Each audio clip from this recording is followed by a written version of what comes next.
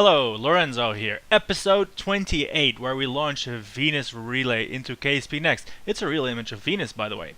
So, as the title predicts and says, we are launching something to Venus. It's the same rocket we used last episode and a couple times before that. It's basically the F1 engine, two side boosters strapped to it, also powered by the F1 engine, piled with enough mass on top of it so that it barely gets off the launch pad. Not the best, but goes up. As was just said in the screen, we are sending a communications relay to Venus, same as we tried at the end of last episode. Unfortunately, that got cancelled because we didn't bring any reaction control fuel, or indeed a system, for a large burn to relight the engine. This is the same platform that we used for some other probes. Therefore, it's not kitted out specifically to Venus. You will see some radioisotope thermal generators on it, which makes little sense because there's plenty of solar power available at Venus. Nevertheless, we are forging ahead to make the infrastructure and utilities to allow a Venus lander. So this is going to be a communications relay. There's already an orbiter of ours at Venus, but that orbit is not quite ideal, nor is the communications equipment on board. This one is carrying a beefy antenna for communications to Earth, and it's carrying two fairly short range but still capable antennae for communications down to the Venusian surface, where our lander that's currently in production in the vehicle assembly building, or probably more likely the rocket building, will be sent to Venus next. Alright, we're in orbit. We're plotting with the help of MacJeb a encounter towards the hot planet, toward Venus anyway.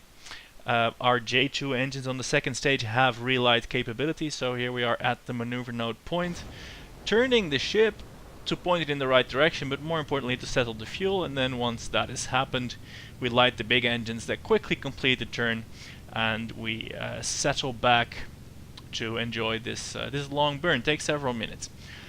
Fortunately, we speed through it. The second stage is now exhausted, and the third stage is carrying this probe merrily on its way. You do see some solar panels. The third stage of my rockets always have solar panels because these operate typically still within the Earth's vicinity, so are mostly good for solar panels. Alright, we've set the encounter with Venus, time warping there. MacJeb really is a help here with the planning of these maneuver nodes. It saves quite a bit of fiddling with intersect markers that may or may not always be entirely accurate. Anyway, here we are in the Venusian sphere of influence. So far everything is going according to plan, which is more than I can say for all my other missions. Not always is it that happens.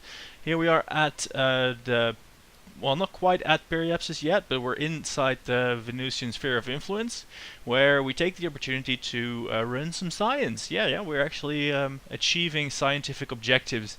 The remote control core that is brought on this probe did carry some instruments that haven't been run on the previous probe. And then here we are at the Venus periapsis, very high periapsis of almost 500,000 kilometers. That's further out than the orbit of the Moon around the Earth.